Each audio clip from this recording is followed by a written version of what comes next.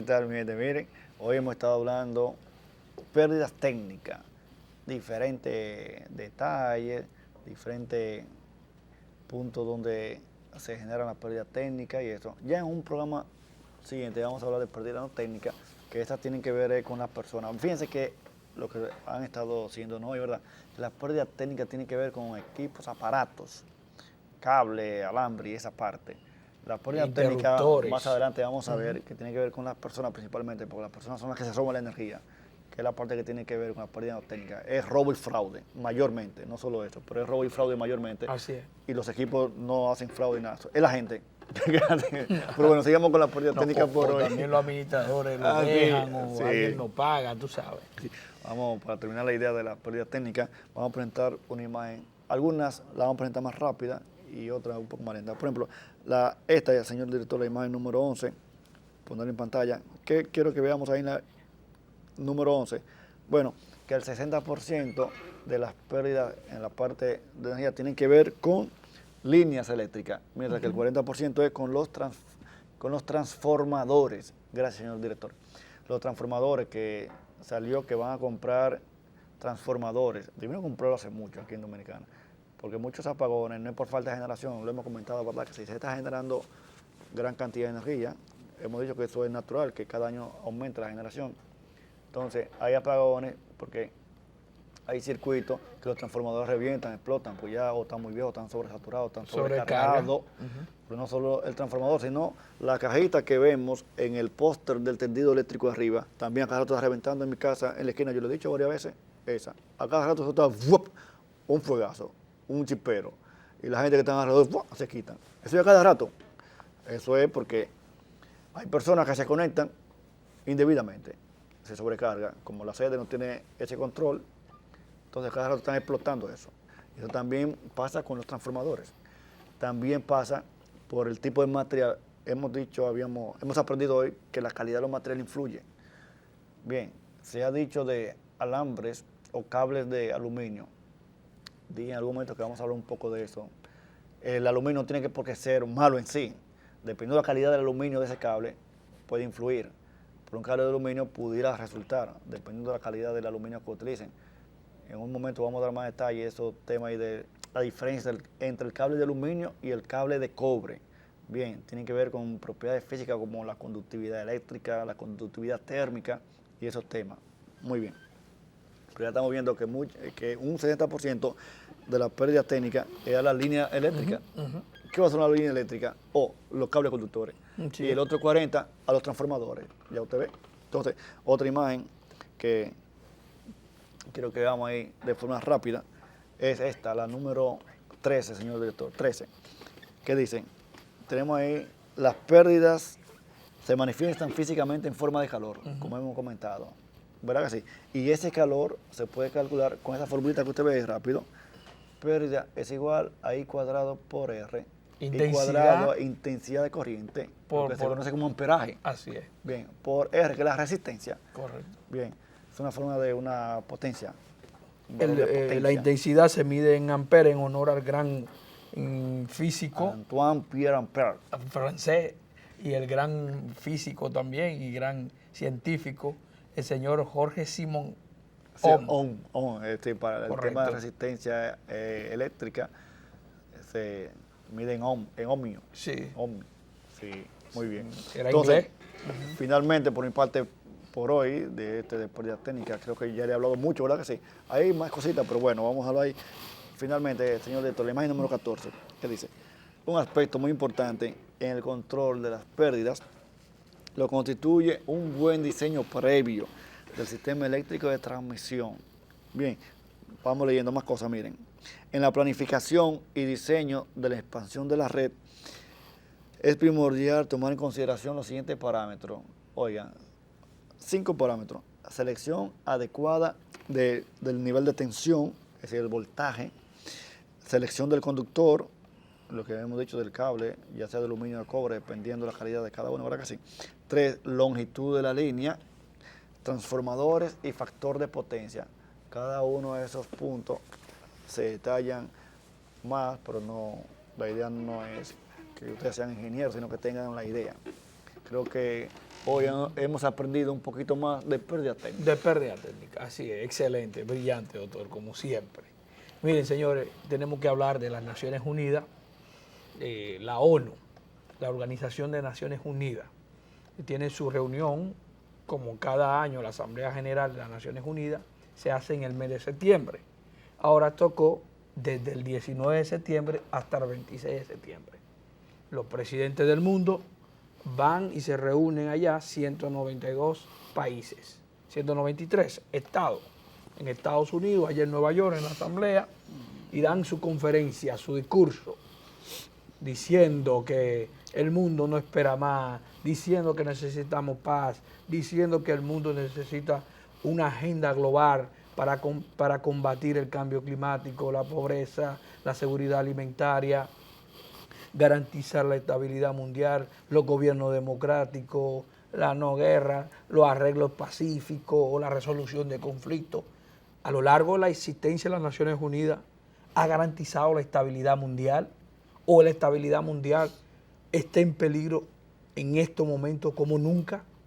Parece que es cierto, que el mundo nunca durante la humanidad el mundo ha estado en peligro como ahora.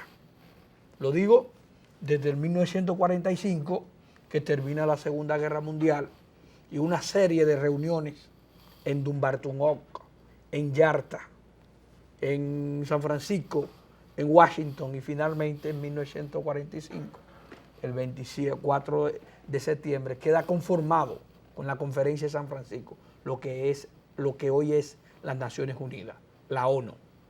Pero en Yalta, con su nombre en código, Argonauta, allá en Rusia, la reunión que se hizo entre Joseph Stalin, Winston Churchill y el presidente Franklin Delano Roosevelt, fueron esas cartas que determinaron, después de la Segunda Guerra Mundial, qué mundo que nosotros queríamos. No obstante, terminando la Segunda Guerra Mundial y planificando lo que hoy es la ONU, nosotros ya estábamos en conflicto.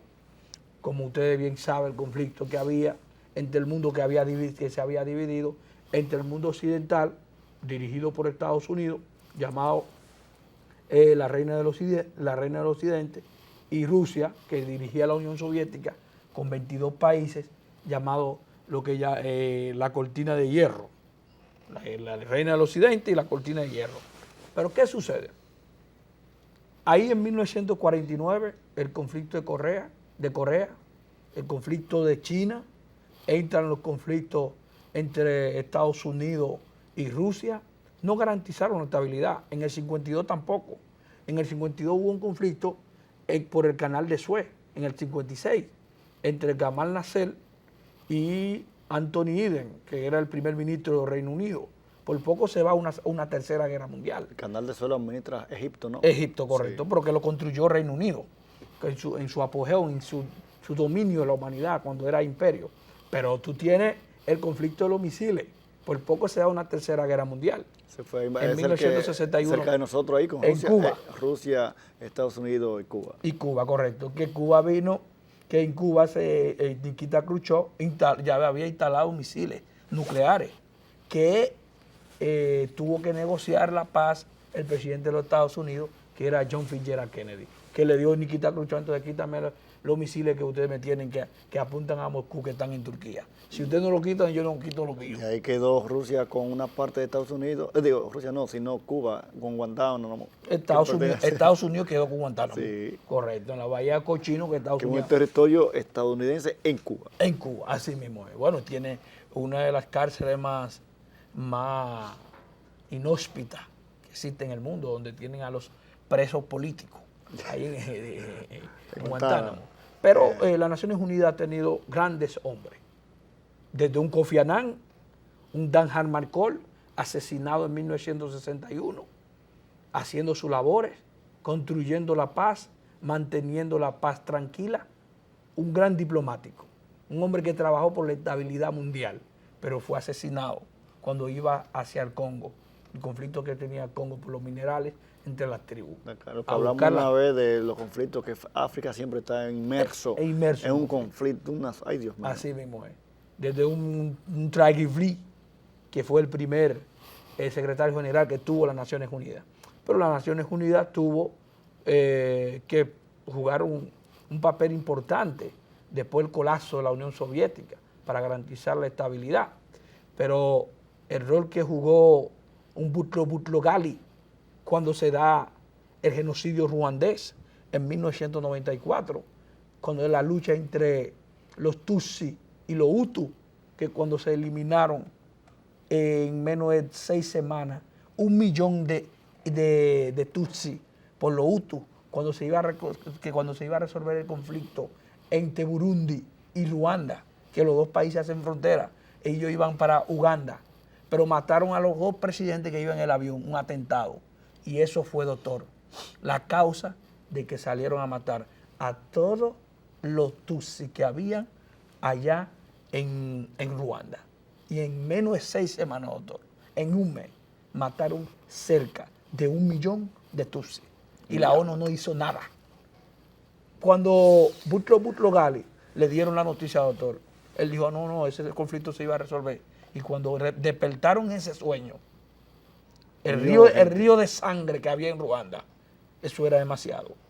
De manera que hoy el presidente de los Estados Unidos, es decir, que no es Joe Biden, es decir, que no es desde ahora que la ONU se hace la vista gorda con algunos temas. con algunos Se está conflictos haciendo la vista gorda con Haití. con Haití, nosotros vamos por ahí. Aunque Biden, así que El presidente de los Estados Unidos, Joe Biden, ha escuchado la plegaria, la oración, los discursos del presidente de la República, el pedido de fuerza internacional o multinacional para ir a encabezar de la seguridad en Haití, para ir a encabezar una intervención en Haití, pidiendo al Consejo de Seguridad, señores, ya Haití no puede esperar más. Ustedes deben aprobar esa intervención para que las botas estén en el suelo, la bota en la tierra, para desmembrar este grupo de bandidos que hay allá. Sí, es que según las Naciones Unidas, la MINUJU, la Misión por la Justicia en Haití, en el 2019 ellos determinaron que había ahí 194 bandas. Dime. En diferentes lugares de Haití. Pero hay uno famoso, ¿cómo es? El barbecue. Que, oye, las bandas en Haití dominan el 80% de la población, del territorio. Aunque me dicen que están más en Puerto Príncipe. Es más en Puerto Príncipe, en los suburbios. Pues Puerto Príncipe es la capital. En la capital, pero en los suburbios, además, en los barrios, allá, dominando. ¿Qué pasa, doctor? Entonces, el presidente de la República dio un gran discurso donde pidió la ayuda de la comunidad internacional para mediar sobre el tema del canal y también pidió la intervención. Y felicitó al presidente de los Estados Unidos por ese llamado.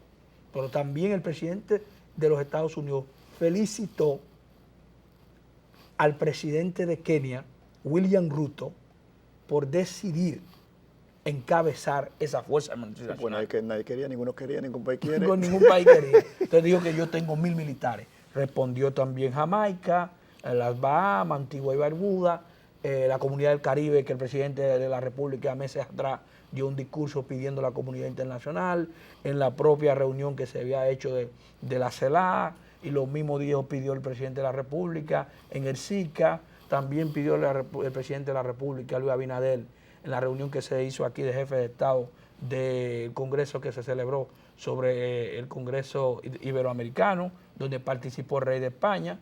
Yo creo que el presidente de la República ha sido uno de los que ha dado la voz o ha abanderado el principio pidiendo que en Haití merece una intervención. De manera que hoy nosotros creemos que la mejor manera de ayudar a Haití es interviniendo a Haití y acabando con esta pandilla, garantizar la estabilidad social, la estabilidad económica, la estabilidad escolar, la estabilidad en salud, garantizar también la seguridad alimentaria para el pueblo haitiano, que cada día languidece, muere de hambre, porque el 80% del pueblo haitiano no come bien, pero el 60% pasa hambre, de manera que el 80% no trabaja.